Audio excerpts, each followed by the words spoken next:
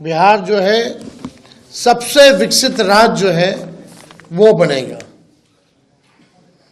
20 सालों में केवल सुर्खियों में रहता है, सफलताओं में कहीं आप देख लीजिए।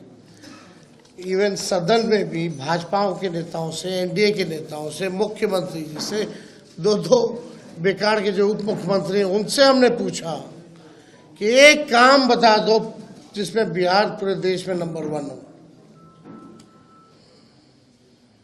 किसी के पास जवाब नहीं। सदन की बात बता रहे, कई बार हमने पूछा, किसी के पास कोई जवाब नहीं था। लेकिन अब जो है 14 तारीख के बाद बिहार जो है सफलताओं में गिना जाएगा।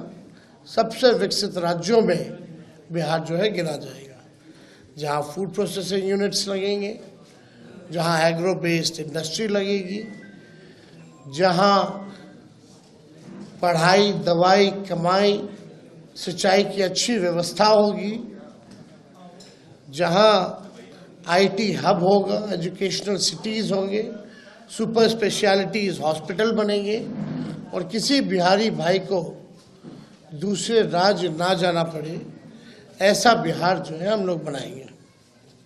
बात अब देखिए इलेक्शन कमीशन, पहला चरण का मतदान कब हुआ? 6 नवंबर को। आज हम बैठ के पीसी कर रहे हैं 10 नवंबर को।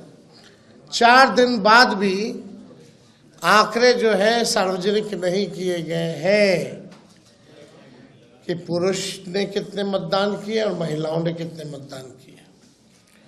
कोई भी ऑफिशियल आंकड़ा नहीं आता। पहले भी मैनुअली, पहले के ज़माने में तो उसी दिन उसी समय बता देता था मैनुअली। आजकल तो टेक्नोलॉजी का ज़माना है, फिर भी ये आंकड़ा क्यों छुपाया जा रहा है, सबसे बड़ा मेरा प्रश्न है। 4 दिन हो गया, यानी आप समझिए, मान लीजिए 11 को अगर वोटिंग है और 14 को रिजल्ट है, तो आपको 14 तक पता ही नहीं चलेगा कि कितने पुरुष और महिलाओं ने वोटिंग की। This is a joke. कितना टेक्नोलॉजी का जमाना है, एआई का जमाना है। ये बताओ, अमित शाह और मोदी जी के राज में इलेक्शन कमीशन ठप हो गया है।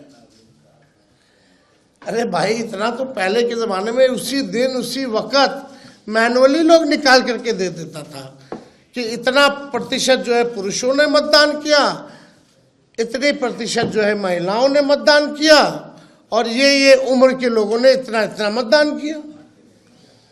आप मीडिया के लोग यहाँ हैं, विद्वान लोग हो, ज़रा बताइए, आप लोगों को जानकारी में है क्या? ये कहीं भी ऑफिशियली ये बात आई है? Where is election commission? मतलब भाजपा जितना पाप करेगा सब पे पर्दा इलेक्शन कमीशन डालेगा। भाजपा पाप करता रहे, इलेक्शन कमीशन उसका पाप धोता रहे। इलेक्शन कमीशन टूल बन गया, लग रहा है मर गया है। ये तो सिंपल सी बात है भाई। विदेशों में कितना देश का नाम बदनाम करेंगे। विदेशी पत्रकार भी अगर पूछेंगे भाई कितना रेशियो है, 4 दिन हो गया चुनाव को, अब तक नहीं आया, तो देश का तो मजाक उड़वा रहे हैं लोग। तो हम तो जानना चाहेंगे कि भाई जल्द से जल्द दे दो। ऐसा जो आप लोगों का रफ्तार है, लग नहीं रहा कि दूसरा फेज वाले का पता भी चल पाएगा कि कितना रेशियो में किसने किसने कितना मतदान किया। चाह रहे थे कि भाई प्रधानमंत्री जी आ रहे हैं, इतना इतना सभा किए हैं ऑफिशियली अनऑफिशियली, कम से कम एक रोड मैप, एक विजन तो बता दो प्रधानमंत्री जी कि आप अगला 5 साल बिहार को कैसे आगे बढ़ाइएगा। 11 साल तो बढ़ा नहीं पाए प्रधानमंत्री रहते हुए, 20 साल में बिहार आगे बढ़ा नहीं। अब जो है जुमलेबाजी और तरह तरह के गाने फाने जो है गा रहे, कोई मतलब नहीं है। प्रधानमंत्री आजकल लगता है कि भाई पता नहीं कौन सा वेब सीरीज देख रहे हैं भाई। इतना फुर्सत का समय प्रधानमंत्री के पास, कौन सा वेब सीरीज प्रधानमंत्री देख रहे हैं, समझ में नहीं आ रहा। तेजस्वी यहाँ कलम बांटता, नौकरी बांटा, आपको नजर नहीं आया प्रधानमंत्री जी? हाँ, प्रधानमंत्री जी ने जितना इनको सम्राट चौधरी, दिलीप जायसवाल, मंगल पांडे का भ्रष्टाचार और फर्जीवाड़ा नहीं दिखा, क्या सवाल प्रधानमंत्री जी इन लोगों से किया? नहीं करेंगे ना। सम्राट चौधरी ने क्या क्या किया है भाई, दिलीप जायसवाल जी का क्या क्या है, मंगल पांडे का क्या क्या है, अशोक चौधरी वगैरह लोग छोड़िए, कितना ऐसा लिस्ट हम लोग गिनाएंगे। कोई सवाल तो नहीं करता इन लोगों से प्रधानमंत्री जी। और आपको तो बिहार के दुर्दांत अपराधियों के साथ मंच साझा किया। क्या प्रधानमंत्री की नजर उल्लास पांडे, मनोरमा देवी, आनंद मोहन, सुनील पांडे, राजबल्लभ, अनंत सिंह साधु महात्मा लगते हैं? ये प्रधानमंत्री को बताना चाहिए, क्या वो साधु महात्मा है? ये लोग मंच साझा कर रहे थे।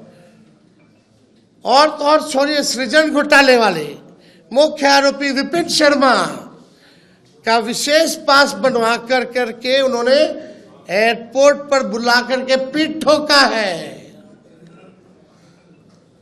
आप समझ जाओ, वाह रे वाह प्रधानमंत्री जी, कथनी और करनी में कितना अंतर है। थोड़ा सा भी तो लज्जा आना चाहिए कि बोल क्या रहे हैं, कर क्या रहे हैं। थोड़ा सा अपना पुराना भाषण ही बिहार का पढ़ लीजिए।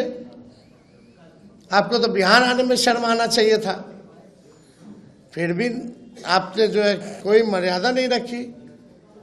सृजन घोटाले वाले विपिन शर्मा को बुला के पीठ ठोक रहे हो भाई, जो मुख्य आरोपी है, विशेष पास बनवा करके। अनंत सिंह, उल्लास पांडे, राजबल्लभ, मनोरमा देवी, आनंद मोहन, सुनील पांडे बड़े अच्छे लोग हैं।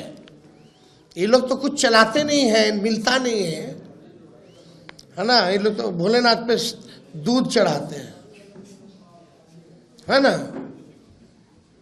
वही है, भाजपा में जाओगे तो पाप धुल जाएगा। गंगा जी में नहाइएगा, गारंटी नहीं है कि भैया पाप धुले कि ना धुले, लेकिन आस्था हम लोगों की है गंगा जी के प्रति। लेकिन ऐसे ऐसे लोगों की आस्था गंगा जी से ज़्यादा मोदी जी और अमित शाह में है। कुछ करेंगे, पाप धुलने की गारंटी ज़रूर है।